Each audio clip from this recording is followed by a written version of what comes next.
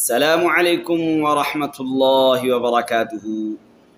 M بابو تنولی اپنے دیکھنے سننے چاہنے والوں کے لیے ڈھیر ساری دعائیں لے کر ایک مرتبہ پھر حاضر ہے، اور اللہ تبارک و تعالی سے دعا کرتا ہوں کہ اے رب کائنات، سارے مسلمانوں کو غیب کے خزانوں سے وسعت والا رزق عطا فرما۔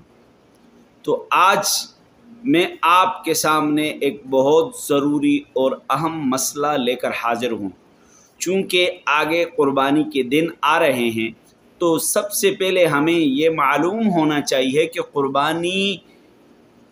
قربانی کا نصاب کیا ہے، قربانی کس شخص پر واجب ہے، قربانی کا نصاب کیا ہے، قربانی کس پر واجب ہوتی ہے۔ تو علماء نے لکھا ہے قربانی ہر اس مسلمان عاقل بالغ مقیم پر واجب ہوتی ہے کہ جس کی ملک میں 52.5 تولہ چاندی یا اس کی قیمت کا مال اس کی حاجات اصلیہ سے زائد ہو۔ 52.5 تولہ چاندی یا اس کی قیمت کا مال اس کی ضروریات اصلیہ سے، ضروریات اصلیہ سمجھ گئے ہوں گے نا، یعنی جو اس کی ضرورت ہے اس کی ضرورت سے زائد ہو، اور یہ مال خواہ سونا یا چاندی یا اس کے زیورات ہوں یا مال تجارت ہو یا اس کے پلاٹ ہوں یا گھریلو سامان بھی اگر مال ضرورت سے زیادہ ہو تو اس پر بھی قربانی واجب ہوگی، اس پر بھی قربانی واجب ہوگی۔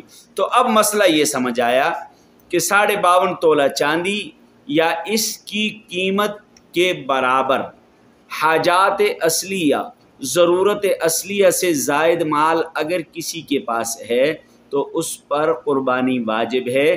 اب وہ زائد مال پلاٹ بھی ہو سکتا ہے، وہ زائد مال زیورات بھی ہو سکتے ہیں، وہ زائد مال گھر کا سامان بھی ہو سکتا ہے، وہ زائد مال تجارت بھی ہو سکتا ہے، تو اس پر قربانی واجب ہوگی۔